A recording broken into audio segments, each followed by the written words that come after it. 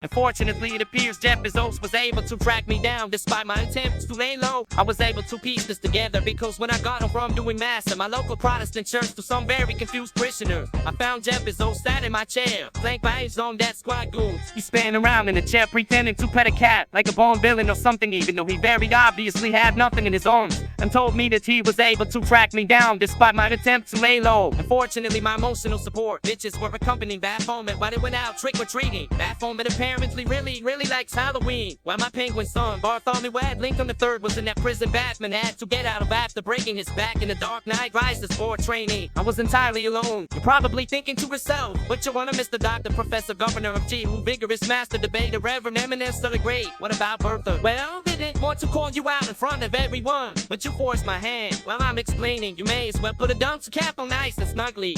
You recall a few weeks back I mentioned Bertha was visiting her mother. After that visit, Bertha ended up with a broken wing, because her mother is incredibly abusive, but she is completely blind to the fact the mother isn't nice, so she's been recovering in Bertha Hospital. Sidebar, can you imagine that? Imagine having an incredibly abusive mother, but you're convinced she loves you. It must be incredibly sad, but it makes me feel so grateful for my wonderful and cherished mother, because Bertha's very conscientious. She's made me keep giving her updates on what I'm doing every hour or so, but that's besides the point. Look, she's not here, alright, I'm alone. Regardless, Bezos invited me to sit down, which I guess was a power move, because he had every chair in the house bar the one he was sitting on removed. 4 mile power move. I sat on his lap and looked him dead in the windows to his soul. He nodded, and for a moment I thought he was about to engage me in a game of gay chicken, which would be ill-advised because I've never lost it. Seriously, one time a guy tried it and we ended up making out for hours before eventually finding a motel for more intimate activities for the rest of the night. To this day, we continue to engage in gay chicken on a semi-regular basis, and he even offered me a ring, foolishly thinking I wouldn't accept this challenge, but I refused to back down, and we're currently looking at sorting against at our wedding. What a fool, as no dear, refused to let myself lose. In retrospect, maybe the fluidity of my sexuality grants me an unbeatable edge. Anyway, one of the Amazon death squad goons grabbed me by the shoulder to restrain me. As Bezos began his tale, Bezos told me there were creatures far older than man in the cosmos. I replied, oh, me like your mom.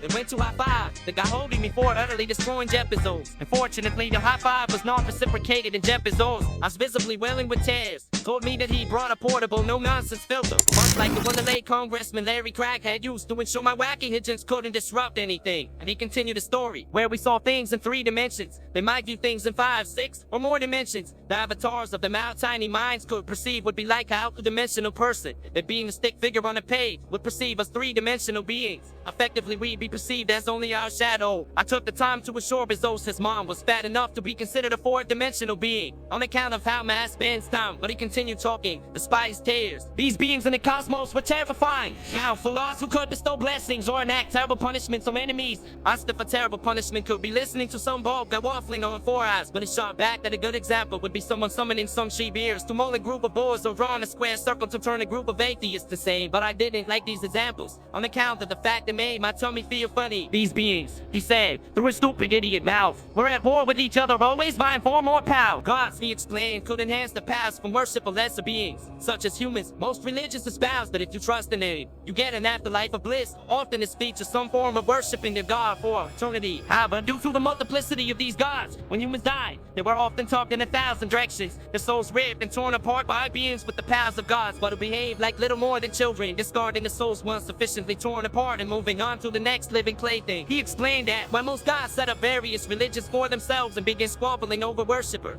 their power waxing and waning as different mythologies took hold over time. One god was different. At this point, I tried angling some keys in the face of the guard holding me to distract him before hurling myself out of the window. Unfortunately, while my plan was a complete success, there were aspects in which it failed, such as the success of it being that I was on the ground floor. Amazon that squad goon simply walked outside, picked me up, and brought me back inside. Bezos then carried on like nothing happened, which hurt my feelings because it made me feel like my attempts to escape didn't matter in the vastness of the cosmos. Yet I've always thought I was a very special boy. When these gods ripped apart souls, most merely saw the eternal agony and insanity they created and is still living but no longer whole of what were once humans as little more than an object. of amusement or disgust, but one thought differently. This god was the smallest and weakest of them all, left to collect the scraps and waste of the other more powerful gods. Bezos called it the divine evil monstrosity, a natural land overlooking regular Detroit. I asked why he specified it to be a natural land and called it regular Detroit, but he told me to shut up and let him do his villain monologue. It struck me as odd, but he did explicitly call it his villain monologue. I opted to sit back on his lap and snuggled up to him as a power play. Anyway, the form it took represented this, the form of a seagull, a scavenger,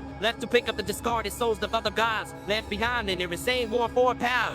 I took these souls, binding individual pieces of billions of shattered souls into feathers of ghosts that wove together into cloaks. The cloaks were then placed on the rejects of society, those who craved the warmth and comfort of proper clothing and regular food, the outcasts, then wanted, the homeless. At this point, I was kind of annoyed because it seemed like the seagull god had stolen my idea. I went to speak up, but then one of the Amazon Death Squad goons punched me in the most vulnerable part of my face, the mouth, so it was harder to talk. The cloaks, amalgamations of hundreds of thousands of pieces of people, all craved being brought back together to be made holy. Those who bore the cloaks, therefore, wanted nothing more than to take and steal the listen spikes, because spikes are simply the most effective way to coerce someone, even though they be fine to be coerced without the spikes. As all the remnants of people's desire to make their soul whole again, an eternal need to search and steal in the vain hope they could reunite their soul. Everything they stole they brought to the god. The seagull god would take their offerings, physical food made by mortal hands, bringing him a little more to this world, and then adjust the feather cloaks to reunite the soul pieces just a little more. This had been going on for millennia, the seagull god growing ever stronger, ever more powerful, until now his powers were the foremost amongst any of the gods, so close to manifesting on the planet,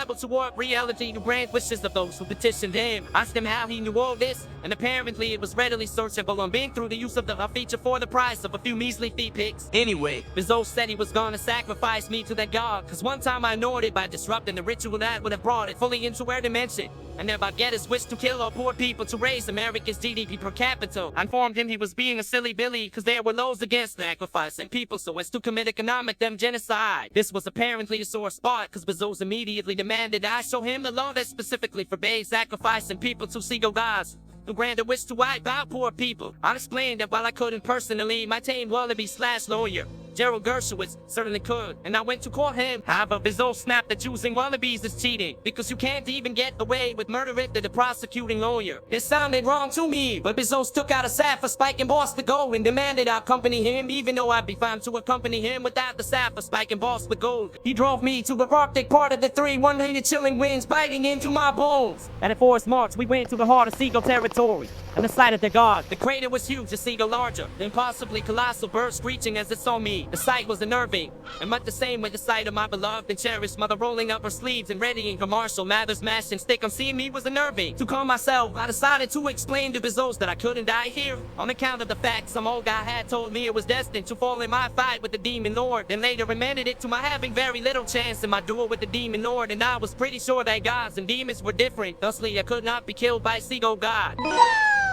Therefore, some wacky nonsense would save me, in spite of his no-nonsense filter. That was when Bezos told me to take the first letter from each word of divine evil monstrosity, a natural land over regular Detroit.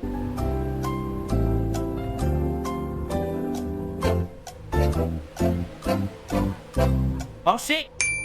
Bezos chuckled, explaining that he'd watched each of my adventures, and with his Amazon Death Squad goons, no walrus could get close enough to save me. I asked him if there was a chance a real sneaky walrus could get through, but he said unless there was some sort of ninja, they couldn't. He also said I was stupid and an idiot, and that having hair must have overheated my brain, and maybe that was why my mommy didn't love me, but that hurt my feelings and I wasn't sure I wanted to share that with you. Regardless, we walked toward the gargantuan seagull buried in eyes. Men in cloaks and seagull feathers lined our path, wielding spikes which made me continue down the path, even though I was fine to continue down the path without the spikes. Bezos taught me to dig my own grave. Naturally, I'm very skillful at this, as my beloved and cherished mother would all demand this of me at gunpoint. While laughing thusly, I was able to do so with incredible speed. Bezos then told me to get into the hole before informing me it was gonna be buried alive, then once I died he'd make his wish. This seemed somewhat sadistic of him, and I told him that he should reconsider the whole evil thing, but he told me he should reconsider being a dum-dum. I heard a fluttering of wings and looked around eagerly in the hopes of seeing Bertha, but instead all I saw was scores of people dressed in seagull feather cloaks, just gesturing menacingly at me with his spikes, which was very spooky. I sighted the dozens of spikes. I got into the hole as Bezos requested, even though I was fine to get into the hole without the sight of dozens of spikes. In the moment I decided to take comfort in the fact that inevitably Bertha would simply come check up on me once I didn't check in and doubtless bring Baphomet the Banksy to save me. Sidebar,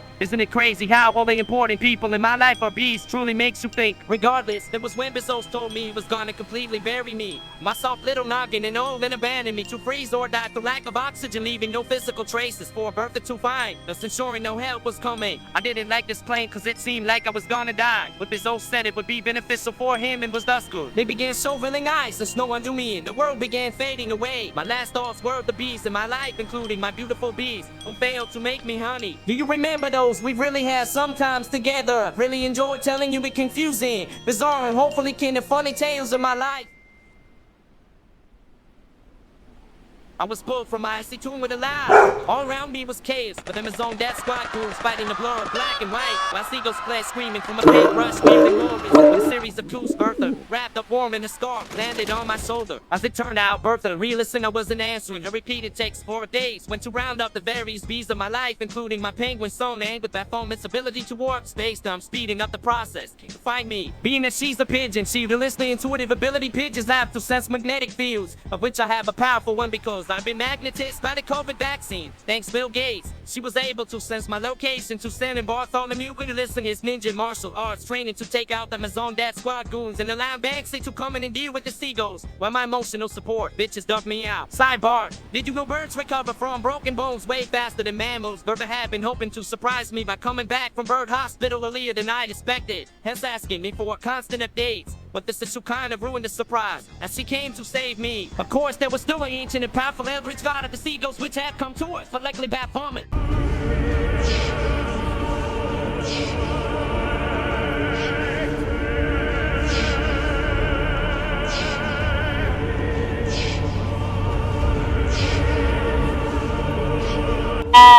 Demons and gods were at war, and Baphomet had duelist me to weaken the strongest god in the midst of his summoning ritual, and I've been shipwrecked way back before moving in for the killing blow. So they resolved that, though I won't lie, I kinda wish my Halloween wasn't so spooky.